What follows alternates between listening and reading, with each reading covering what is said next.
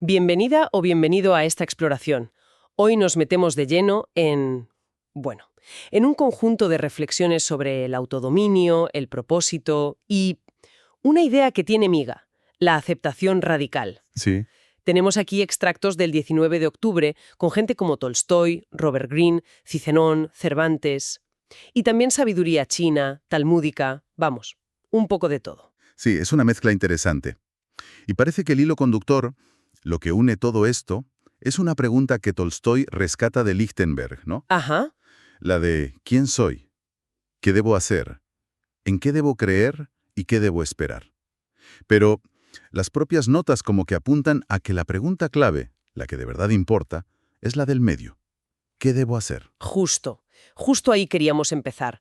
La idea hoy es ver cómo estas reflexiones sobre actuar, sobre aceptar la realidad, tal cual es, ¿no? Claro, Tanto fuera como dentro de nosotros, y también cómo manejamos las emociones.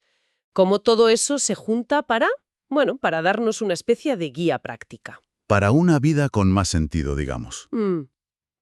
Y ojo, basándonos solo en lo que tenemos aquí, vamos a desgranarlo bien. Vale, Empecemos por ahí, por Lichtenberg y Tolstoy.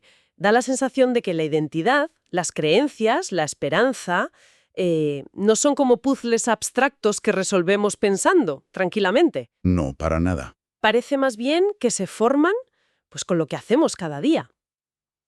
¿Es esa la idea central? ¿Que el qué debo hacer es la llave?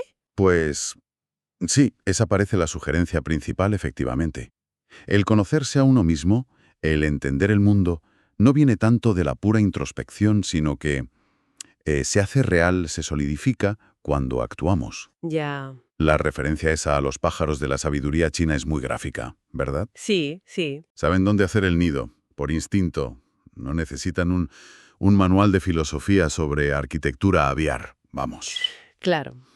El propósito, parece decir, está en el propio hacer, en meterse en la tarea que tienes delante. Tolstoy lo dice de una forma casi desconcertante de simple, ¿no? El verdadero significado de la vida es tan simple que puede explicarse a los necios y a los niños, Tal cual. cuando lo que hay que saber es lo que uno debe hacer como individuo. Me recuerda otra cita que hay por aquí, la de Terry Laughlin, sobre natación, ¿Así? que dice: la buena instrucción debe parecer clara y tener mucho sentido. Es como reivindicar la claridad frente a tanta vuelta que le damos a las cosas, ¿no? Totalmente. Y fíjate qué interesante la tensión que hay ahí. Si la verdad es tan simple, ¿por qué nos cuesta tanto verla? O aplicarla. Exacto. Ver, Hmm. que es la advertencia clásica. No confundas el medio con el fin. Si lo aplicamos a la pregunta de Lichtenberg, pues la filosofía, el preguntarse quién soy o en qué creo, debería servir para la acción, para el qué debo hacer. Entiendo. Perderse en la identidad sin actuar, pues sería como el que estudia nutrición a fondo pero se muere de hambre. Se pierde el sentido vital de la propia pregunta. Entendido. O sea que la acción es la clave. Pero claro, para actuar bien en un mundo que es complicado, ¿cómo nos preparamos? Y aquí entra Robert Greene, ¿no? Citando a Schopenhauer, Ahí está. con esa idea de la aceptación radical, que propone aceptar a las personas como si fueran, no sé, hechos de la naturaleza. Sí, Dice que ante la mezquindad o la estupidez, pues no te molestes, que lo veas como una nueva adición a tu conocimiento, un nuevo hecho a considerar, como un científico casi. es un reencuadre mental muy potente, sí.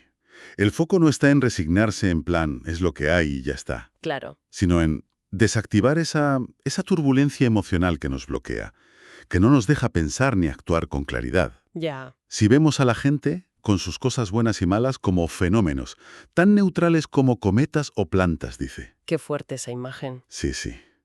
Pues dejamos de gastar una energía valiosísima deseando que sean distintos. El consejo práctico es, trabaja con lo que te dan.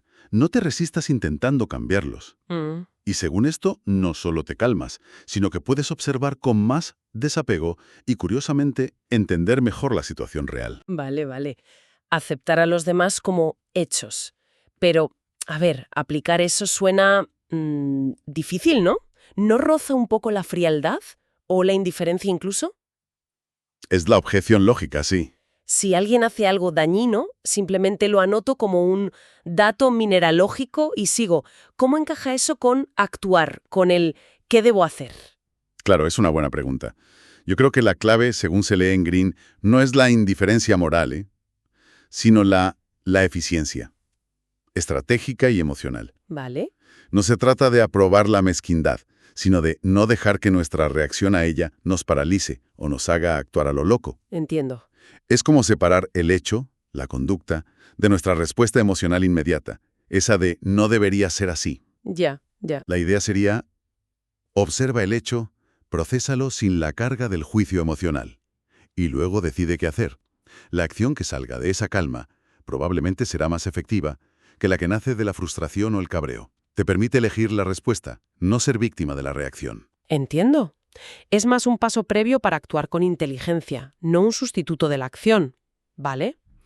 Y esta misma lógica, esta aceptación sin juicio inmediato, se nos pide aplicarla a nosotros mismos. Con esa pregunta que tiene tela. Uf, sí. ¿Cómo he sido cómplice en la creación de las condiciones en mi vida que digo que no quiero?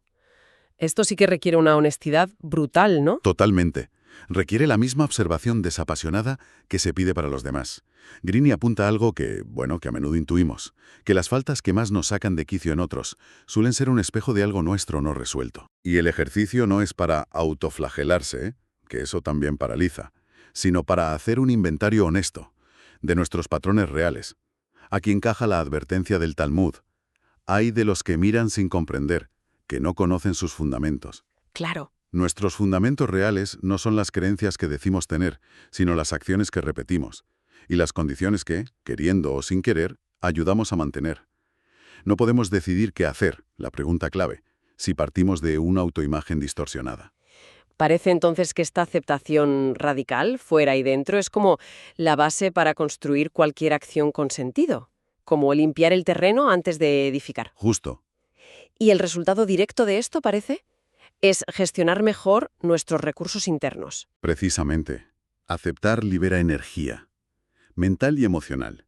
Energía que antes gastábamos en luchar contra la realidad o en mantener autoengaños.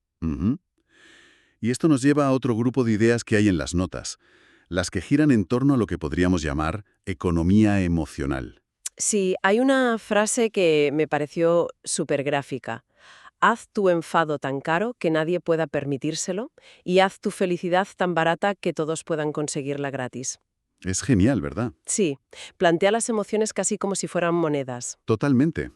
No dice que suprimas el enfado, sino que lo trates como un lujo. Úsalo poquísimo, solo cuando el beneficio supere claramente el coste altísimo que tiene. Para ti y para los demás. Ya, En cambio, la felicidad, pues como un bien público, abundante, fácil de repartir. No se trata de negar emociones, sino de gestionar activamente nuestro clima interior, digamos, eligiendo qué respuestas cultivamos y cuáles dejamos pasar. Es una forma de autodominio muy práctica. y siguiendo con las relaciones y la energía, Elizabeth David distingue entre personas que te quitan el corazón y las que te lo devuelven.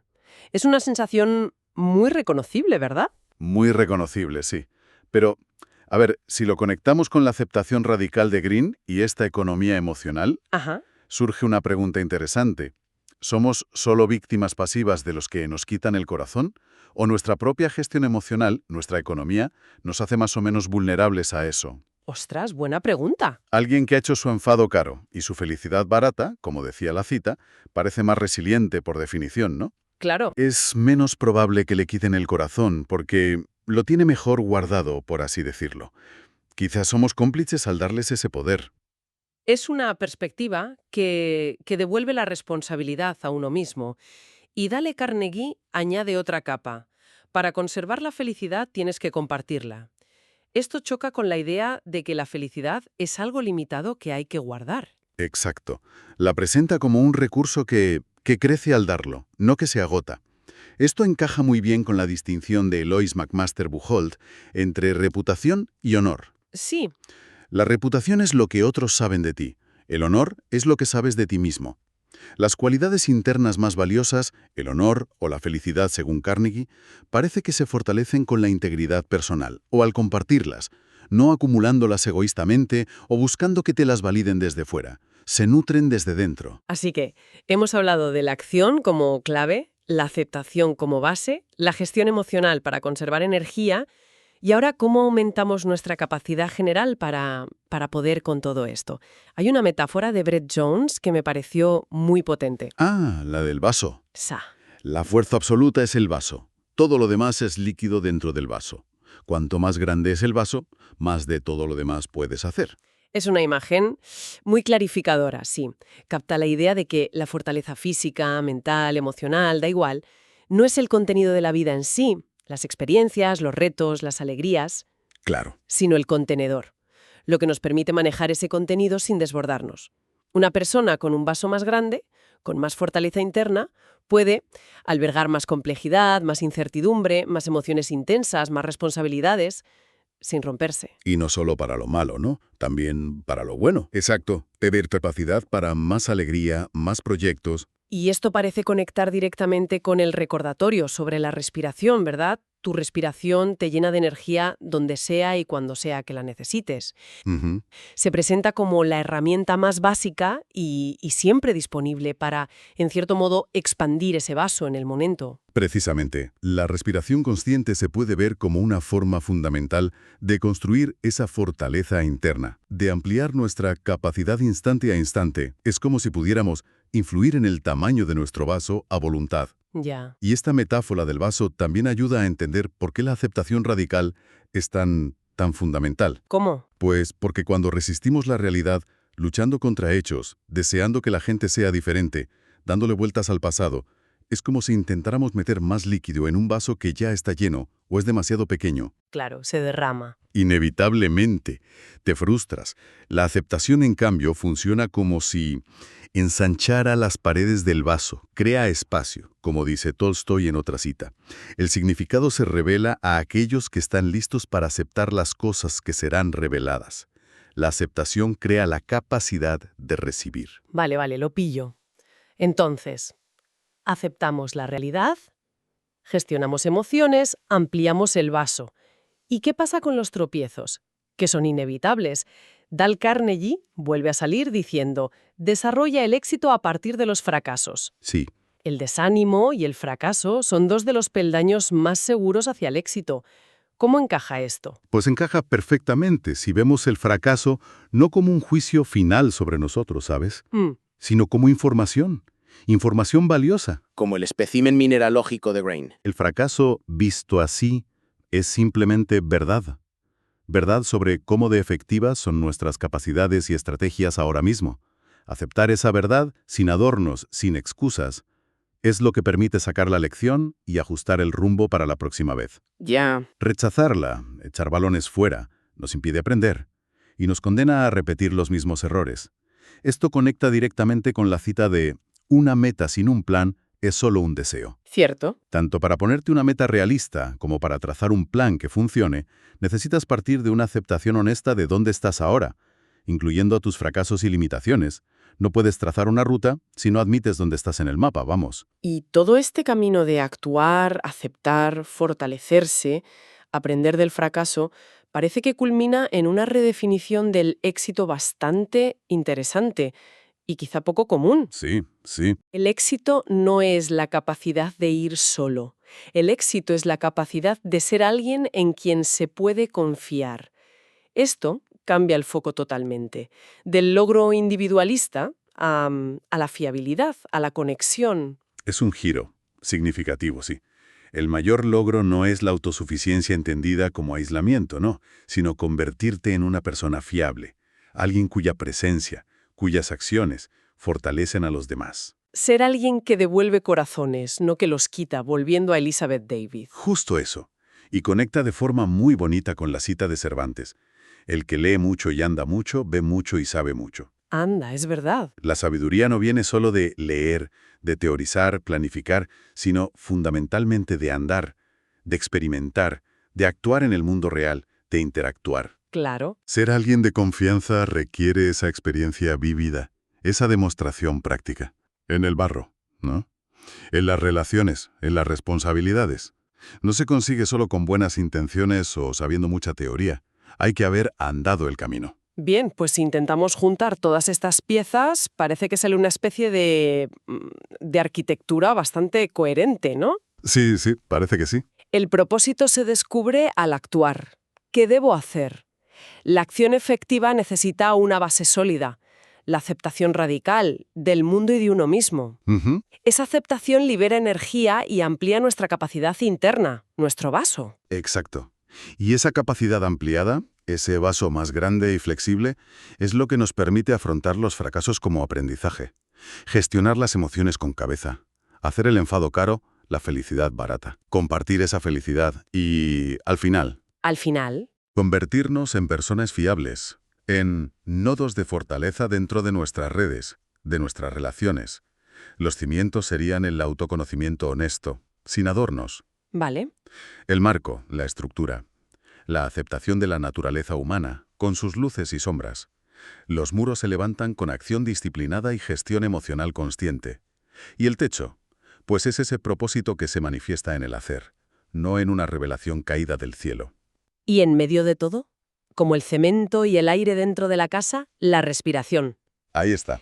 Esa herramienta constante, gratuita, que nos recuerda que tenemos acceso a nuestra propia energía, a nuestra capacidad de expansión. Tolstói prometía que el significado se revela a quienes están listos para aceptar, ¿recuerdas? Sí, Quizás parte de esa revelación es darse cuenta de que la pregunta fundamental no es tanto un enigma intelectual sobre quiénes somos, sino una pregunta súper práctica. ¿Qué estoy haciendo ahora? ¿Cómo estoy respondiendo a lo que la vida me trae? Y la respuesta empieza, según todo esto, aceptando lo que es, aquí y ahora, trabajando en ampliar nuestro vaso y esforzándonos por ser personas en las que se pueda confiar. como los pájaros de la sabiduría china. Tal vez la clave no es encontrar el plano perfecto del nido, No. sino empezar a construirlo, con lo que tengamos a mano. La sabiduría parece estar en la propia construcción. Tal cual. Y bueno, para cerrar con una reflexión que sale de todo esto, si la aceptación radical de los demás y sobre todo de nosotros mismos es tan crucial para ampliar nuestra capacidad, para agrandar ese vaso, Sí, pues, qué pequeña resistencia a la realidad, quizás esa frustración que se repite con alguien, ese deseo de que el pasado hubiera sido distinto, esa autocrítica machacona, podría estar, ahora mismo, limitando sin necesidad la capacidad de nuestro propio vaso personal, impidiéndonos manejar mejor, pues lo que la vida nos trae.